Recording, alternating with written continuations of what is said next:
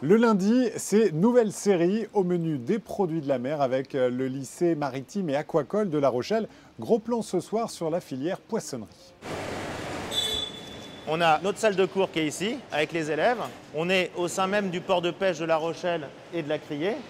Donc ici, on a toutes les entreprises de maraillage, les grossistes en fait en produits de la mer. Et juste derrière ici, on a le frigo où ce matin, j'ai été choisir du poisson pour mon TP. Là, il reste une arête là. Pour désarrêter ici sans mâcher la chair, vous appuyez avec vos doigts et vous tirez. Ok ? N'oubliez pas que le produit qu'on est en train de préparer, un portefeuille, c'est pour avoir un produit farci qui va au four. Donc le produit doit être parfait. Qu'est-ce qui m'a tenté? Au début, rien du tout. J'avais vraiment pas envie. Pour moi, le poisson, ça allait puer. Et au final, j'apprends plein de choses et je sais que quand je suis en entreprise le week-end, mes clients, ils ont de bons conseils. Et les arêtes médianes ici, conseils, il y en a 5-6 ici sur le dessus. Okay ? L'avantage d'avoir des apprentis, c'est que c'est une co-formation.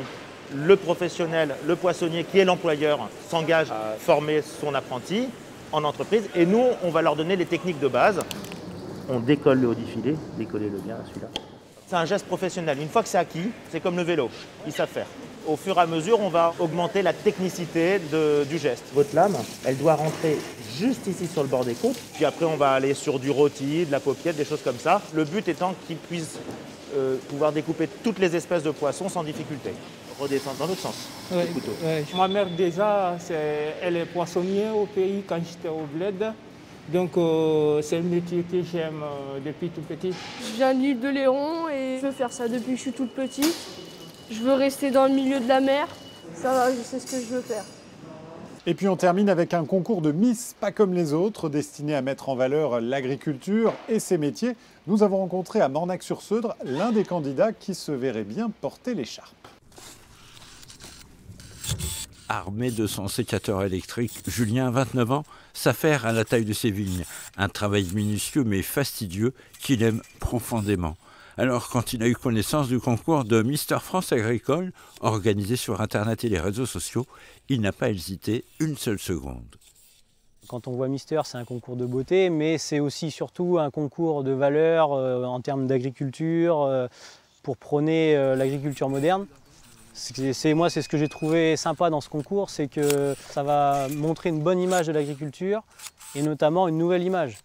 Agriculteur, une profession selon lui qui a beaucoup évolué car elle exige aujourd'hui de nombreux savoirs et de compétences portés par une nouvelle génération de paysans. Maintenant, le monde agricole, c'est pas simplement aller dans le champ travailler, il y a de la technologie, il faut être capable de faire de la mécanique, il faut être capable de tout faire, il faut être multitâche. Donc c'est encourageant de voir tous ces jeunes. Ouais. Et ils sont nombreux, ces jeunes exploitants, à revendiquer fièrement leur job de paysan avec plus d'une centaine de candidatures. Alors même si la concurrence s'annonce rude, il a peut-être ses chances. En termes de beauté, je ne sais pas. Il y a de très beaux garçons, oui. Je suis limite dans les 20, je crois.